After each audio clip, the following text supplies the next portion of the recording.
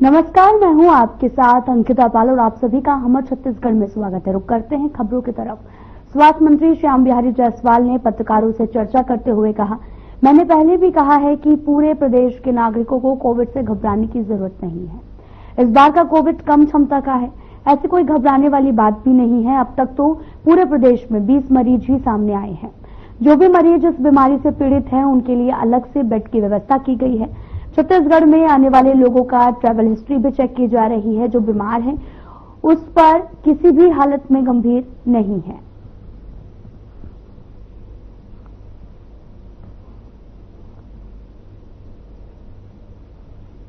पूरे प्रदेश में मैं पहले भी कहा हूं, आज भी बता रहा हूं कि कोविड से किसी को घबराने की आवश्यकता नहीं है। इस बार का कोविड बहुत ही कम क्षमता का उसका प्रभाव है और प्रदेश में अभी कोविड को लेकर बहुत ज्यादा ऐसी कोई परेशानी वाली बात नहीं है।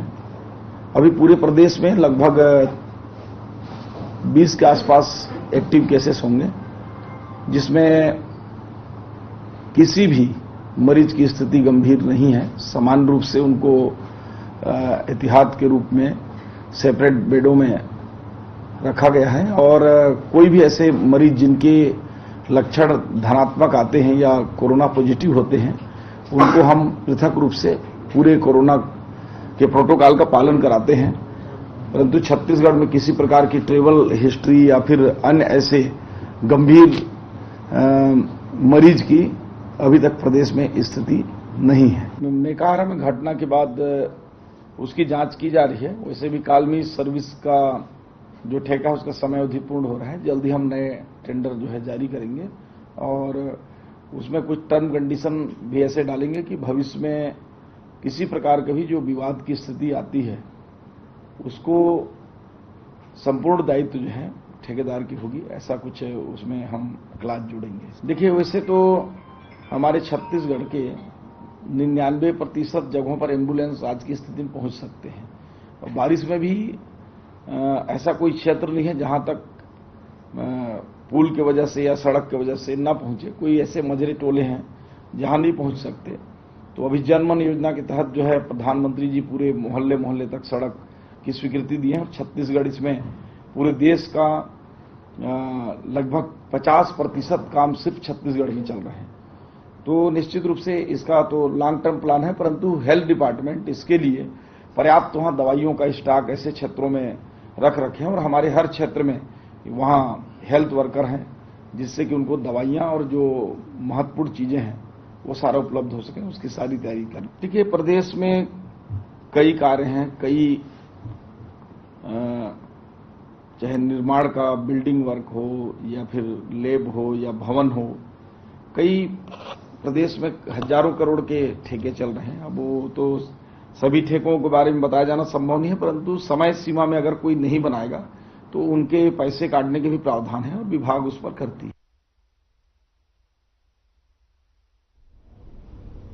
तो रायपुर से इस वक्त की बड़ी खबर, जहां पर फांसी पर लटका हुआ नाबालिग का शव मिला है।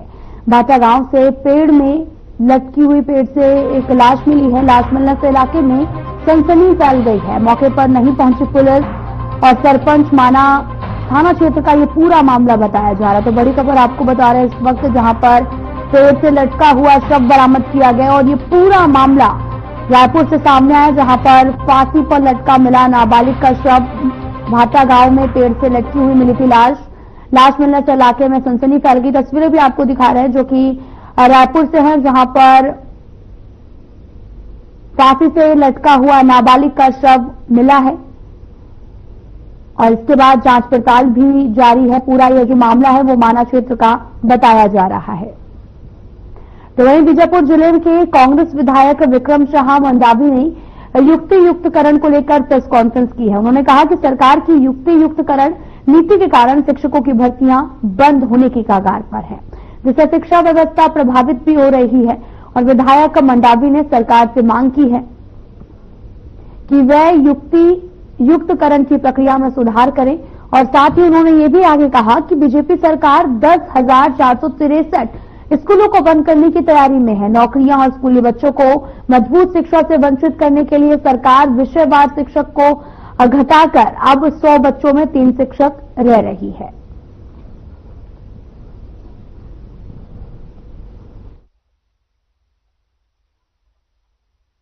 शिक्षक भी बहुत ही खासे परेशान है और युक्तियुक्तिकरण में जिस तरीके से जो दिशा निर्देश का पालन होना था, वहां पर महिलाओं को प्राथमिकता देना था, वहां पर महिलाओं को प्राथमिकता नहीं दिए, वहां पर नक्सल पीड़ितों को प्राथमिकता देना था, नक्सल पीड़ितों को प्रभावित महत्व नहीं दिए। जो परिवार जो लोगों ने नक्सल पीड़ित के नाम से अंदरूनी क्षेत्रों से छोड़कर अपना घर द्वार जमीन छोड़कर जिला मुख्यालय बीजापुर में शरण लिया या ब्लॉक मुख्यालय में शरण लिया, आज फिर से उनको अधिकारियों द्वारा उन्हीं के नाम वापस भेजा जा रहा है, उससे भी और अंदरूनी क्षेत्रों में भेजा जा रहा है। तो कहीं ना कहीं पूरी तरीके से युक्तियुक्तिकरण जो किया जा रहा है, शिक्षकों के साथ भी अन्याय है, विसंगतियां इसमें बहुत सारी है। लेकिन लगातार शिक्षकों के द्वारा भी मुझसे बात किया, बताया कि हम लोगों ने अधिकारियों को बताया, फिर भी उनका सुनवाई कहीं पर भी किसी स्तर में भी कोई सुनवाई नहीं हो रहा है। हमारा सीधा स्पष्ट आरोप है कि भाजपा सरकार के अंदर में लगातार जब भाजपा आती है तो स्कूलों बंद करने का काम करती है, शिक्षकों को परेशान करने का काम करती है। और एक तरह भाजपा ये कहती थी चुनाव से पहले, आज से 19 महीना लगभग पहले, कि राज्य में हमारी सरकार अगर बनेगी तो हम लोग जो राज्य में 58,000 जो पोस्ट खाली है, शिक्षकों के पद खाली है, उनमें 45,000 शिक्षकों की भर्ती करेंगे। और आप देख रहे हैं, और इस सभी इससे जो युक्तियुक्तिकरण से स्कूलों बंद होने से लगभग 33-35,000 जो शिक्षकों के पद समाप्त होने की स्थिति में है।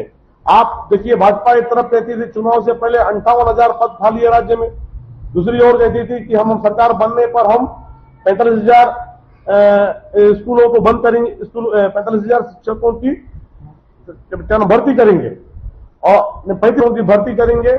और अभी वर्तमान में 45,000 शिक्षकों को के पद समाप्त होने की स्थिति में आ गया है। तो ये स्पष्ट तौर पर दिख रहा है कि भारतीय जनता पार्टी चुनाव में अलग बात करती है और चुनाव के बाद सरकार में आने के बाद अलग बात करती है। ये आप हम सबके सामने उनकी कथनी और करनी स्पष्ट तौर पर देखने को मिल रहा है। प्रदेश कांग्रेस कमेटी से दिशा निर्देश हम लोगों को मिला है। इस पूरे मामले को लेकर लगातार हम लोग चरणबद्ध तरीके से आंदोलन के माध्यम से सरकार के सामने अपनी विरोध प्रदर्शन करेंगे और जनता के बीच में जाएंगे। अभी पहला चरण में हम लोग आज प्रेस कॉन्फ्रेंस 7 तारीख तक पूरे प्रदेश में प्रेस कॉन्फ्रेंस के माध्यम से आप लोगों के माध्यम से जनता के बीच में अपनी बात, और दूसरे चरण में ब्लॉक शिक्षा अधिकारी है उनके यहाँ पे बीच में 10 से 11 तारीख के बीच में जो भी डेट है उन डेटों में वहां पहुंचकर हम लोग अपनी विरोध प्रदर्शन करेंगे। और उसके बाद तीसरे चरण में हम लोग जो भी अपना 3 से 5 किलोमीटर में जिला स्तरीय में जो शिक्षा न्याय यात्रा जिला शिक्षा अधिकारी कार्यालय का घेराव करेंगे। और उसके बाद में चौथा चरण में 1 जुलाई से 10 जुलाई के बीच में प्रत्येक ब्लॉक में 5 से 10 जो स्कूल जो बंद किए जा रहे हैं उन स्कूलों में पहुंचकर उन शिक्षकों के साथ में पालकों के साथ में जिनके बच्चे वहां पर प्रभावित हुए हैं और जो वहां के ग्रामीणों के साथ मिलकर वहां पर विरोध प्रदर्शन के माध्यम से रैली निकालकर अपना विरोध प्रदर्शन करेंगे। यही आज के प्रेस कॉन्फ्रेंस के मुख्य बिंदु था। और लगातार जो प्रदेश कांग्रेस कमेटी के दिशा निर्देश अनुसार हम लोग अपनी विरोध प्रदर्शन अपनी बातों को जनता के बीच में सरकार के सामने रखने का काम अपने जो दिशा निर्देश अनुसार कांग्रेस कमेटी के अनुसार करेंगे। और फिर से एक बार हमारा बड़ा आरोप भाजपा सरकार पर भाजपा पर है कि भाजपा को कभी भी यहाँ पर गरीबों से जनता से आदिवासियों से मतलब नहीं था। आज एक बार फिर से उन्होंने दिखा दिया इस बात को कि 10,423 स्कूल बंद कर 45,000 शिक्षकों के पद समाप्त कर हजारों जो रोसैया से लेकर आपके जो मध्याह्न भोजन बनाने वाले वृत्ति से लेकर ऐसे बहुत सारे जो पदों को समाप्त कर स्पष्ट तौर पर दिखाया है कि वे गरीब विरोधी, आदिवासी विरोधी और जो छोटे जो तबका जो नौकरी जो करते हैं उनके विरोधी करने का काम भाजपा का है, असली चाल चरित्र है। यही आज की प्रेस कॉन्फ्रेंस का मुख्य बिंदु है। आप भी अगर कुछ स्पष्ट इसमें और कुछ बोलना चाहते हैं, चलिए। कि आपने बिल्कुल सही प्रश्न किया। पूरे प्रदेश और खासकर बस्तर की अगर बात करूं तो बस्तर में बहुत सारे ऐसे स्कूल हैं जहां पर शिक्षक विहीन है या दर संख्या ज्यादा है, वहां शिक्षकों की और पदस्थापना होनी चाहिए। और इस बात को लेकर लगातार हमारे द्वारा भी और जनप्रतिनिधियों द्वारा भी हमने लगातार शासन प्रशासन के सामने अपनी बात रखी है, लेकिन भाजपा सरकार उन स्कूलों में शिक्षक भेजने के बल्कि भेजना चाहिए, उसको छोड़कर उल्टा उन स्कूलों से शिक्षकों को कम करने का काम वर्तमान समय में कर रही है, और इससे सीधा सीधा वो स्कूल के जो बच्चे वो प्रभावित होंगे और उन्हें अच्छी शिक्षा और विषयवार जो शिक्षा मिलना चाहिए वो नहीं मिलेगी। सलवा जुडूम के बाद से बंद हुआ था और लगातार उसको खोलने का प्रयास ग्रामीणों के द्वारा मांग किया जाता, उसके बावजूद भी भारतीय जनता पार्टी की सरकार ने उन स्कूलों को नहीं खोला। लेकिन जैसे ही राज्य में कांग्रेस की सरकार, हमारी सरकार बनी, तो आदरणीय भूपेश बघेल जी ने, प्रवासी लखमा और हम सब लोग मिलकर उन स्कूल खोलने का प्रयास किए और मात्र 2 सालों के अंदर में अंदरूनी क्षेत्र के जहां पर पहुंचविन स्कूल भी हैं, उन स्कूलों को फिर से खोलने का काम हम लोगों ने किया। वहां पर शिक्षा दूतों के माध्यम से स्कूल चलाने का काम किया और वैकल्पिक तौर पर वहां पर सीट और शेड के भवन देने का काम हमारी सरकार ने किया। लेकिन आज 19 महीना होने के बावजूद भी उन जगहों में अच्छे स्कूल भवन देने का काम भाजपा की सरकार नहीं कर रही है, इसलिए काफी समय से मेरे द्वारा भी उन क्षेत्रों में, उन स्कूलों में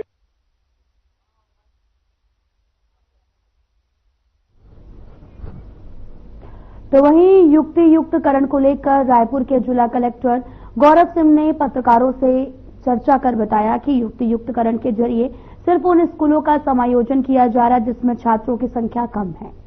इसके अलावा अतिशेष शिक्षकों का पुनः समायोजन भी किया जा रहा है, जिसमें 90% बच्चों को टीसी प्रक्रिया से मुक्ति मिलेगी और पढ़ाई में गुणवत्ता और निरंतरता भी बनी रहेगी। प्रदेश में 241 स्कूलों का समायोजन किया जा रहा है, जिसमें 4 स्कूल रायपुर के हैं और साथ ही 385 विद्यालयों को एक ही परिसर में एक विद्यालय के रूप में संचालित किया जाना है।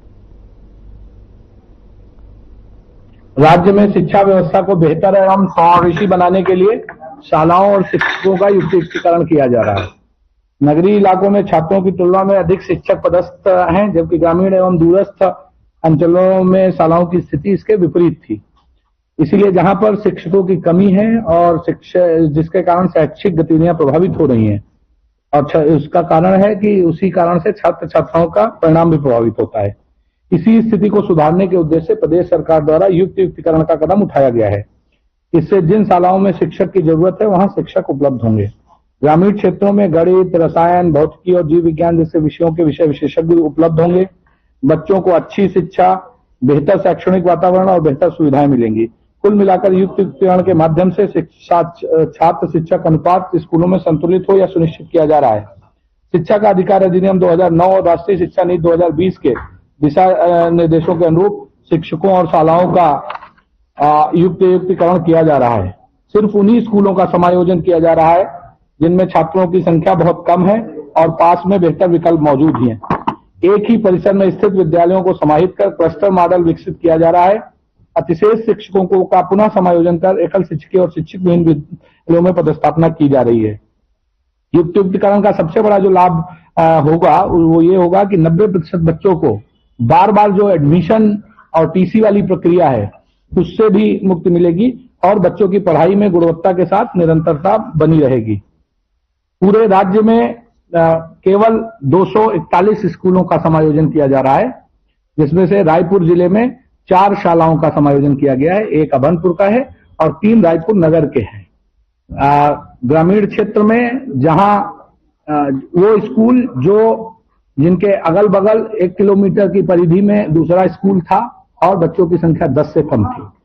नगरीय क्षेत्र में 500 मीटर में दूसरा स्कूल था और बच्चों की संख्या 30 से कम थी। ऐसे 4 विद्यालयों का यहाँ समायोजन दूसरे विद्यालय में किया गया है। बाकी 385 विद्यालयों को एक ही परिसर में जो प्राइमरी स्कूल या मिडिल स्कूल थे उनको एक विद्यालय के रूप में, क्लस्टर विद्यालय के रूप में किया गया है। इस प्रकार से अगर देखेंगे तो यहाँ 4 समायोजित करने के बाद जैसे जो 1422 अलग अलग स्कूल दिखते थे, अब 4 समायोजित हुए हैं, बाकी 385 मर्ज होने के बाद अब 1033 स्कूलों के रूप में पूरी स्कूलों की व्यवस्था दिखेगी। अगर रायपुर की बात करें तो यहाँ जो अतिशेष शिक्षक निकल के आए वो 1013 निकल के आए, जिनमें व्याख्याता 127 थे, 237 मिडिल स्कूल के थे, सहायक शिक्षक 645 थे। उसके विरुद्ध 1478 की हमारी रिक्तियां थी उनको करने के बाद अब सहायक शिक्षकों की रिक्तियां नहीं बची हैं, लेकिन बाकी जो अतिशेष थे उनको करने के बाद भी कुछ रिक्तियां बची हैं जो बाद में उनका निराकरण किया जाएगा। वहाँ के शिक्षकों को नहीं, उसमें क्या है कि जब स्कूल का, जैसे जब हम किसी स्कूल को सेट करते हैं तो जिनको हमने दूसरे स्कूल में भेजा तो वो बच्चों की संख्या दर्ज हुई, उस दर्ज संख्या के आधार पर वहां जितने शिक्षक होने चाहिए उतने शिक्षकों की व्यवस्था की गई है। अगर जो दूसरा स्कूल था उसी से जुड़ के अगर वहां आवश्यकता थी तो वहां हुआ है, नहीं तो वो अतिशेष में जाके दूसरे विद्यालय। बच्चों के पीछे हाँ, जो नई राष्ट्रीय शिक्षा नीति है उसमें 60 बच्चों पर 2 शिक्षक और फिर प्रति 30 बच्चों पर 1-1 शिक्षक आगे बढ़ता है। तो मिडिल में अब तो 30 से 1 है कि एचएम अवकाश है? नहीं, वो 2 शिक्षकों की 2 शिक्षक होंगे, मतलब 60 पर 2 शिक्षक। 2 स्कूल मर्ज हुए हैं। हाँ, जैसे अगर प्राइमरी हो गया या मिडिल हो गया, हाई स्कूल में एक ही पर्सन है, तो वहाँ जो प्रधान पाठक थे अब उनका क्या होगा? क्या वो टीचर के तौर पे समायोजित में है या उनका ट्रांसफर? वो देख कर कि अगर जिसमें मर्ज किया गया है अगर वहाँ शिक्षक की आवश्यकता है तो वो उसमें आए हैं, नहीं तो वो दूसरी जगह प्रधान पाठक की तरह। ऐतिहासिक स्कूल के बारे में क्या है? ऐतिहासिक स्कूल को मर्ज कर दिया गया कि नहीं, अपने यहाँ कोई ऐसा विद्यालय मर्ज नहीं हुआ। सर, इसमें कुछ शिक्षक जो कोर्ट में गए हैं वहाँ तो अपने उधर संभाग के अंतर्गत गए हैं, वो भी कोर्ट लगाए, तो क्या कुछ आने वाले समय में काउंसलिंग का समय दिया? देखिए, काउंसलिंग का पर्याप्त समय दिया गया है और आप देखेंगे हमने आपत्तियों को भी निराकृत किया है। अगर कहीं पर भी कोई आपत्ति आई है तो हमने उस आपत्ति को निराकृत करने के बाद भी आगे बढ़े हैं। तो ऐसा कोई आपत्ति आ रही है, जिस स्कूल से अधिशेष निकाला गया उसी स्कूल में रिक्त पद दिखा के काउंसलिंग की गई। देखिए, जो भी आपत्ति आई है उसका तत्काल निराकरण किया गया है। कई बार क्या होता है कि किस आधार पर चक्रानुक्रम चला है या क्या विषयवार गया है, कई बार लोगों को लगता है कि जिसकी रिक्ति थी तो नहीं हुई है, लेकिन फिर भी अगर कोई आपत्ति आई है तो उस आपत्ति को लिया गया है और फिर अभी भी अगर कोई व्यक्ति किसी चीज को बता रहा है तो हम सुन रहे हैं और मैक्सिमम कंफ्यूजन वाली स्थितियां हैं उनका निराकरण किया जा रहा है। शिक्षकों का युक्तिकरण की व्यवस्था है, बाकी जो भी स्टाफ साथ में था वो जो कंसर्न्ड स्टाफ है स्कूल है उसके साथ अभी जुड़ेगा। बाद में जब उनको हम रेशनलाइजेशन में ले जाएंगे तब हम उनकी व्यवस्था उस हिसाब से करेंगे। रायपुर में प्राइमरी स्कूल का जो हुआ ना उसमें जो एक सेंटर थे जहाँ पे हुआ वहाँ पर टीचर ये कह रहे थे कि अगर एक स्कूल में कोई टीचर अतिशेष हो तो सबसे सीनियर जो उन्हीं को बुला करके ट्रांसफर कर दिया गया, उनको नहीं बुलाया गया। देखिए, वहां पर पूरी टीम थी, जिसने जो आपत्ति की है उसकी आपत्ति का निराकरण हुआ है, उसके बाद हुआ है। कई बार क्या होता है कि व्यक्ति अपने हिसाब से भी डिफाइन कर लेता है, जब उसका निकलने को होता है तो सर यहां पर से होना चाहिए था, यहां पर से होना चाहिए था, उस टाइप का है। ऐसा कोई विषय अगर हमारे टीचर ज्यादा है, अगर ऐसा कोई भी विषय है तो वो सक्षम पदाधिकारी को बता सकते हैं। अपने में चर्चा से तय करना थोड़ा सा है। बताइए। विषय को भी सर लास्ट में बता कि 10-15 सालों से मैथ के टीचर के अचानक ट्रांसफर हो जाता हुआ विशेष में चले जाते तो अचानक उसको हिंदी का टीचर बता करके वहां पे रख दिया गया। नहीं, ऐसा ट्रांसपेरेंट सिस्टम तक बन जाए या कोई पोर्टल हो जाए जहाँ पे आप इन्वाइट कर ले ओपन मंच के तौर पे किसी को क्या शिकायत है? नहीं, उसके लिए हम सबके ऑफिसेज के दरवाजे हमेशा खुले हैं। जो आ रहा है उसकी समस्या का निराकरण किया जा रहा है। ऐसा जो आप बता रहे हैं वैसा कोई विषय अभी नहीं आया है, और अगर आएगा और अगर कहीं पर भी कोई गलती है तो तदनुसार कार्रवाई की जाएगी। उसमें कोई वो नहीं है। इसमें पूरी तरीके से सबके सामने हुआ है, सबको बता के हुआ है और सब लोग सामने थे। अगर वहां पर जैसे आप देखेंगे परसों कुछ लोगों ने आपत्तियां की, जो आपत्तियां हमें लगी जायज थी, उनके निराकरण के लिए समय लगना था, इसलिए हमने उसको वहीं पर रोककर अगले दिन पूरी उन समस्याओं के निराकरण के बाद ही किया है। नया शिक्षा सत्र चालू होने जा रहा है, जिले में कितने ऐसे स्कूल हैं, कोई जनरल स्कूल है, पिछले साल भी जो कुछ चिन्हांकन किया गया था लेकिन उसकी मरम्मत साल भर बाद भी नहीं हुआ, ऐसे कुछ चिन्हांकन करके देखा था? देखिए, नंबर बता पाना मुश्किल होगा, लेकिन लगातार निर्देश भी दिए गए हैं और कई जगह पर मरम्मत चल भी रही है। अगर आपके ध्यान में कोई पर्टिकुलर किसी विद्यालय का कोई इनपुट है तो आप दे देंगे। अभी हमारे पास समय है, उस समय में हम जितना संभव होगा उसको कराएंगे। गुणवत्ता अभियान से शुरू होने वाला है जी। स्कूल आइडेंटिफाई हुए हैं कि रायपुर जिले में इतने प्रांतीय मेडल है जिसको गुणवत्ता के साथ आने की जरूरत है। देखिए, चिन्हांकन की कोई आवश्यकता नहीं है। सबसे बेहतर होता है हायर सेकेंडरी और हाई स्कूल का रिजल्ट। हमने एक एक विद्यालय की समीक्षा की है कि किन विद्यालयों में किन कारणों से रिजल्ट में गिरावट आई है, और इस वर्ष हम एक उत्कर्ष करके कार्यक्रम इसी उसमें ले रहे हैं, जिसमें कि जो कमजोर बच्चे हमारे हैं उनके लिए हम विशेष कार्यक्रम चला सकें और मंथली टीचर्स की परफॉर्मेंस का रिव्यू कर सकें मंथली टेस्ट के माध्यम से, और लगातार उनके रिवीजन के माध्यम से हम रिजल्ट को और बेहतर कर सकें। वो इस वर्ष आपको एक नया कार्यक्रम देखने को मिलेगा। स्कूल के साथ जो व्याख्याता लोग टीचर वो संलग्नित देखिए, हाँ, मैं बता रहा हूँ। जैसे रायपुर में प्राथमिक स्कूलों में बात करेंगे तो 14 एकल शिक्षकी थे, और मिडिल स्कूलों में 4 एकल शिक्षकी थे और 2 शिक्षक विहीन थे। लेकिन विषय ये है 4 शिक्षक विहीन और 2 एकल शिक्षकी। लेकिन ये वो वाली स्थिति है कि जैसे मिडिल स्कूल और हाई स्कूल मर्ज हो गया, तो मिडिल स्कूल वाला टीचर नहीं है, इसलिए उसको हम शिक्षक विहीन कर रहे हैं। ऐसा कहीं नहीं था कि शिक्षक नहीं थे, लेकिन अपग्रेडेशन हुआ या एक में मर्ज हुए, उस वाली स्थिति थी। अब वो सारी स्थितियों का निराकरण कर लिया गया है। स्टाफ क्या करेंगे? नॉन टीचिंग स्टाफ जो बच गया है उसके सारी हिस्ट्री उनको टीका बनाकर आवेदन दिया गया था मेडिकल सिखाने की, उसमें अब तक नहीं हुआ। देख लेंगे कहाँ पर क्या होता है। कोई भी जो प्रकरण आता है तो उसकी प्रॉपर सुनवाई के साथ होता है। अगर ऐसा कोई भी प्रकरण होगा उसमें हम कार्रवाई करेंगे। विवाद हो रहा है, विधायक कॉलोनी बनाने की बात हो रही है, कई बार ये भी सामने आ रहा है कि प्राइवेट कंपनी को लीज दिया जाएगा। असलियत क्या है सर, ये क्या दिक्कत आ रही है, और अधिकारियों की कितनी भूमिका रही है कि प्रधानमंत्री आवास उस अवैध भूमि पर बन गया, या भूमि अवैध थी या फिर जो सरकारी अधिकारियों से?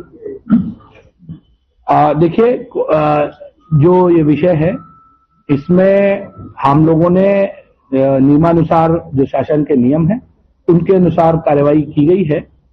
अब ग्राउंड में क्या समस्या आ रही है उसको बैठकर क्या संवेदना के साथ कैसे उसका निराकरण किया जाएगा वो देखा जाएगा। अतिक्रमण अभी भी हटाया जाएगा। सांसद ने बोल दिया है कि जहाँ उपयोग होना चाहिए, जिस पर्पज से लिया गया है उस पर्पज में उपयोग न करके रंगदारी शादी पार्टियों में चलाना, ये इस तरह की चीजों में उपयोग किया जाता है। क्या ऐसे लोगों को चिन्हांकित करके इनका लाइसेंस निरस्त किया जाएगा? देखिए, कुछ लाइसेंस निरस्त किए भी गए हैं। अगर आप देखेंगे जो ऐसी घटनाओं में जिनका नाम आया है उनका लाइसेंस निरस्त भी किया गया है। और अगर ऐसी कोई जानकारी और आती है कि जो लोग लाइसेंसी जो हमारा वेपन है उसका गलत उपयोग करते हैं, जानकारी मिलेगी तो उसमें कहीं कोई संदेह नहीं है, उसको हम निरस्तीकरण की ओर। 2023 में भिवानी बस्ती थाना के द्वारा के टीचर हमें वो कहीं पे संलग्न है, कहीं पर इंग्लिश के टीचर को मिला, जिसके कारण एक रिजल्ट प्राप्त हुआ। इसलिए क्या इसीलिए तो युक्तिकरण किया गया है। इसीलिए जो सवाल आप पूछे हैं इसी का उत्तर युक्तिकरण है कि कई बार लोग इधर उधर किन्हीं कारणों से आ जाते हैं। उन्हीं सबको मैंने पहली अपनी बात में कहा कि नगरीय क्षेत्र में शिक्षकों का घनत्व तो ज्यादा है, ग्रामीण क्षेत्र में कम है, क्योंकि संलग्नीकरण अधिकतर आपको नगरीय क्षेत्र में देखने को मिलेगा। तो उन्हीं सब चीजों को खत्म करने के लिए व्यवस्था की गई है। और यदि कहीं पर भी कोई समस्या आती है तो हम लोग लगातार उसको त्वरित रूप से सतत रूप से उसके निराकरण के लिए प्रतिबद्ध हैं। लेकिन जो शासन की मंशा है कि एक रेशनलाइजेशन हो शिक्षकों का और स्कूलों का, वो प्रक्रिया की गई है, जिसके परिणाम देखने को मिलेंगे लोगों में, गांव में जहां पहले शिक्षक नहीं थे, अब जब शिक्षक जा रहे हैं उसको लेकर एक हर्ष की स्थिति है। मैंने क्या बताया कि जो शासन के नियम होंगे उनके अनुसार कार्रवाई की जाए। देखिए, मैं वही बात आपको दोबारा बता रहा हूं कि हर चीज का कि किसकी सहमति और क्या है उसमें शासन के तय नियम है, तो जो शासन के तय नियम है उन्हीं के अनुसार काम किया जाए। धन्यवाद।